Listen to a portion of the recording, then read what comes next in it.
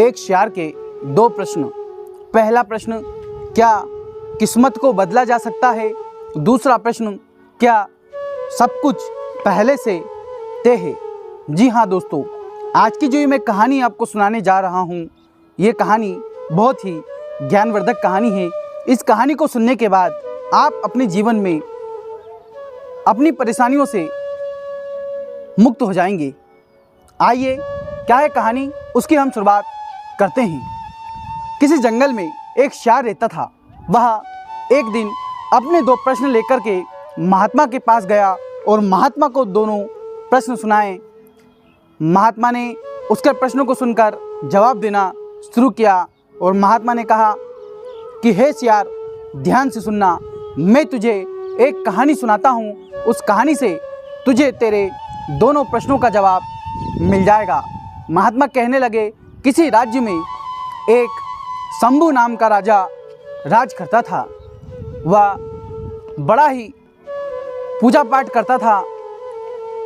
राजा अपने राज्य की जनता के लिए सब कुछ निछावर करने के लिए तैयार था, लेकिन राजा विवाह नहीं कर रहा था क्योंकि उसे कोई कन्या पसंद नहीं आ रही थी। एक दिन राजा शिकार करने के लिए जंगल जा रहा था। तभी जंगल में उसकी नज़र एक ऋषि कन्या पर पड़ी। ऋषि कन्या बहुत सुंदर थी। राजा ऋषि कन्या को देखकर आकर्षित हुआ। ऋषि कन्या से पूछा कि आपके पिता कहाँ गए हैं? तो ऋषि कन्या कहती है कि वो मिट्टी को मिट्टी में मिलाने गए हैं। फिर राजा पूछता है कि आपकी माता कहाँ गई है? तो ऋषि कन्या कहती है कि वो मिट्टी से मिट्टी निकालने गई है। राजा पूछता है, आप कहना क्या चाहते हो? तो ऋषि कन्या कहती है कि महाराज, जो मेरा पिता है वो शमशान में किसी का अंतिम संस्कार करने गए हैं और जो मेरी माता है वो किसी स्त्री का प्रसव कराने के लिए गई हुई है। राजा उस ऋषि कन्या की बात सुनकर बहुत प्रभावित होता है और उन ऋषि का और उनकी पत्नी का इंतज़ार करने लगता है। थोड़े समय बाद वो ऋषि और उनकी पत्नी वापस अपने आश्रम में आते हैं। राजा को देखकर वो हैरान हो जाते हैं और पूछते हैं, महाराज कैसे आना हुआ?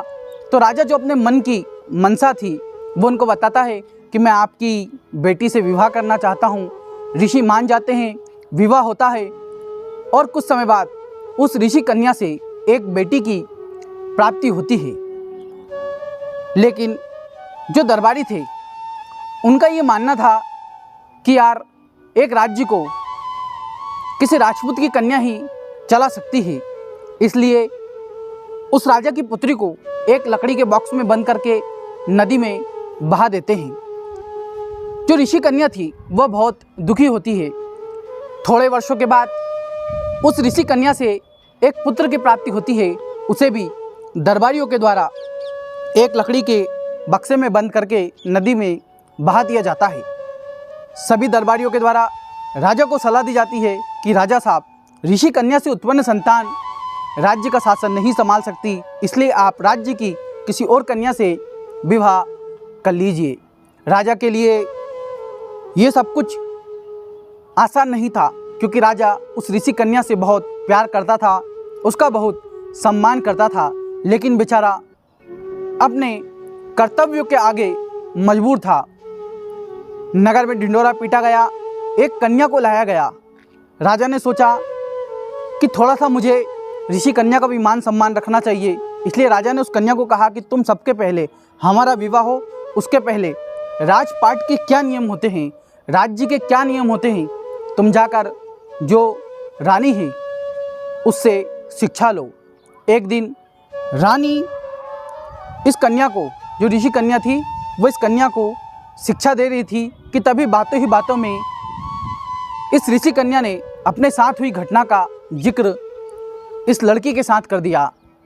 बस फिर क्या था, इस लड़की ने अपनी पूरी कहानी उस ऋषि कन्या को सुना दी कि जो कन्या तुम बता रही हो, जिसे लकड़ी के पेटी में बांध करके बहाया गया था, वो कन्या मैं ही हूँ, आपकी बेटी मैं ही हूँ।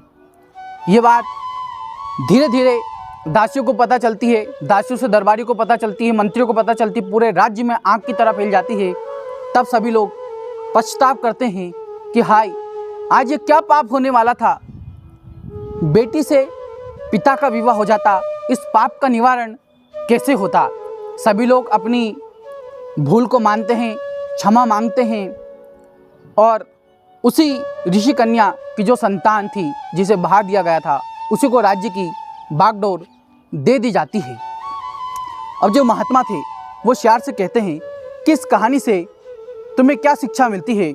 तो श्यार कहता है कि महाराज, भाग्य को बदला नहीं जा सकता, और दूसरी जो शिक्षा मिलती है वो ये है कि सब कुछ पहले से तय है।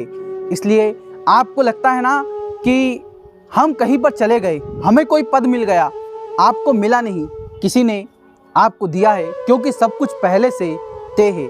आशा करता हूँ ये कहानी आप लोगों को पसंद आई होगी, और ख़ासकर ये कहानी उन लोगों के लिए जो लोग जीवन में बहुत निराश हो गए हैं, जिन्हें लगता है कि हमारे साथ ही सब कुछ क्यों हो रहा है। तो शायद हो सकता है कि नियता यही चाहता हो, नियति यही हो। यदि यह कहानी आपको अच्छी लगती है तो आप इस कहानी को अवश्य शेयर कीजिएगा और कमेंट बॉक्स में बताना ना भूलिएगा कि आपको ये कहानी कैसी लगी। मिलता हूँ किसी नई कहानी में, जब तक के लिए राधे राधे।